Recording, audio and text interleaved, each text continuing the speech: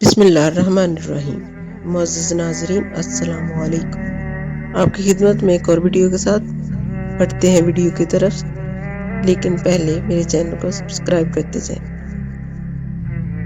یقیناً دجال کے بارے میں ہم سب کے ذہنوں میں بہت سے سوالات گردش کرتے رہتے ہیں کہ دجال کیسے پیدا ہوا اور اس کے ماں باپ کون تھے اور اس کی بیوی کون تھی۔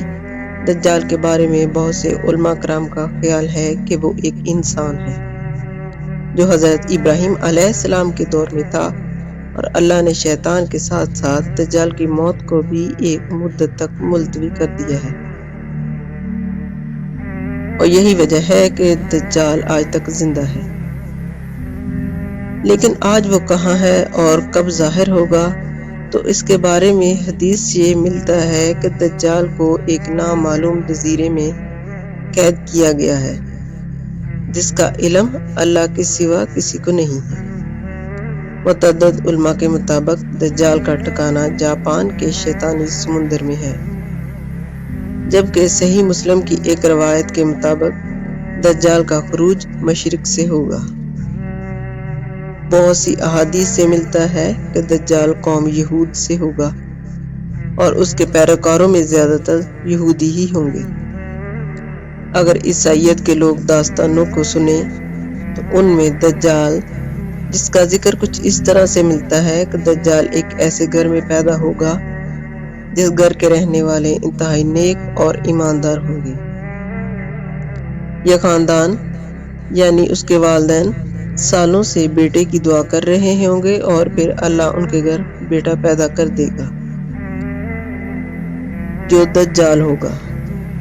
یہودی دجال کو اپنا مسیحا قرار دیتے ہیں۔ آج کے دور میں یہودیوں کے مطابق ان کا مسیحا یعنی نجات دہندہ یہودی ہوگا۔ ان کے مطابق دجال حضرت داؤد علیہ السلام کے شاہی خاندان سے ہوگا اور تخت داؤد کا جانشین ہوگا۔ وہ عام انسانوں کی طرح پرورش پائے گا، لیکن وہ غیر معمولی اور بہت ہی پراسرار طاقتوں کا حامل ہوگا۔ یہودی علماء کے مطابق وقت مقررہ سے پہلے خود دجال کو بھی علم نہ ہوگا کہ وہ یہودی قوم کا نجات دہندہ ہے اور خدا کا منتخب کرتا ہے۔ خدا اس کی آمد کے وقت اس کو اس کا مقام بتا دے گا، تب وہ یہودیوں کا نجات دہندہ بن کر انتہائی حیرت انگیز قوتوں کے ساتھ سامنے آئے گا، اور دنیا بھر میں موجود دھکے کھاتے اور ذلیل و رسوا یہودیوں کو جمع کر کے اسرائیل میں بسائے گا۔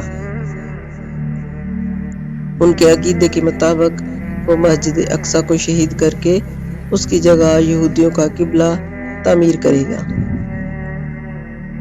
مزید ان کے عقیدے کے مطابق وہ تمام غیر یہودیوں کے خلاف ایک خوفناک جنگ کر کے ان سب کو ہلاک کر دے گا، اور وہ حضرت داؤد علیہ السلام کی سلطنت کو شان و شوکت کے ساتھ قائم کرے گا۔ یہ سلطنت اسرائیل کی سرحد سے عراق کے دریا فرات سے ہوتی ہوئی مصر کے دریا نیل تک پھیلی ہوگی۔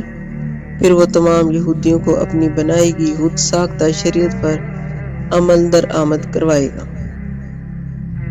یہودیوں کی کتابوں میں درج ہے کہ خدا نے دنیا کی بادشاہت کو صرف حضرت داؤد علیہ السلام کی نسل یعنی یہ یہودیوں کے لیے ہی مخصوص کر رکھا ہے۔ لہٰذا ان کا ماننا ہے کہ اگر دجال ایک عظیم پیغمبر ہوگا، لیکن حضرت موسیٰ علیہ السلام سے کم عظیم ہوگا، جبکہ ان کا مزید کہنا ہے کہ ساری دنیا دجال کی عقل و ذہانت اور طاقتوں کی وجہ سے اس کو بادشاہ تسلیم کر لے گی، اور دنیا کے سارے مذاہب ختم ہو جائیں گے، صرف یہودیت باقی رہے گی۔ اب آپ کو اندازہ ہو گیا ہوگا، واضح ہو چکا ہوگا کہ یہودی دجال کے بارے میں کیا سوچتے ہیں۔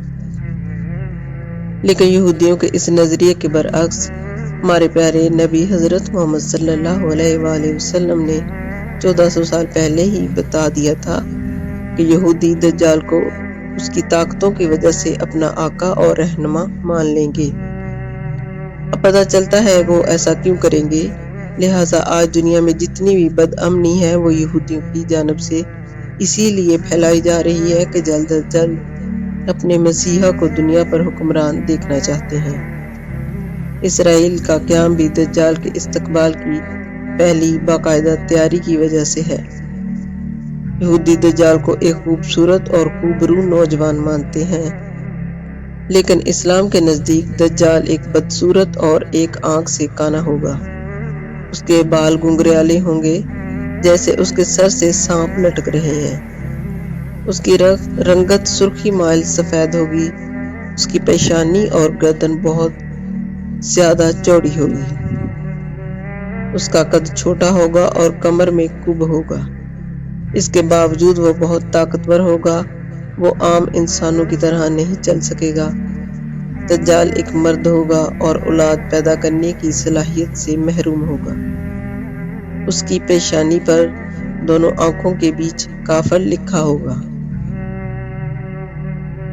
دجال جنات پر قابو رکھتا ہے، جس نے جنات کی نسل میں شادی کی تھی، اور دجال کے آباء و اجداد کا تعلق حضرت سلیمان علیہ السلام کے دور سے ہے۔ حضرت سلیمان علیہ السلام نے جنات کو قید کیا تھا، تو انہی جنات میں دجال کی بیوی اور اس کے آباء و اجداد بھی شامل تھے۔ معروف اسلامی اسکالر کے ایک آرٹیکل کے مطابق دجال کی پیدائش اس وقت ہوئی جب زمین پر جنات کی حکومت تھی۔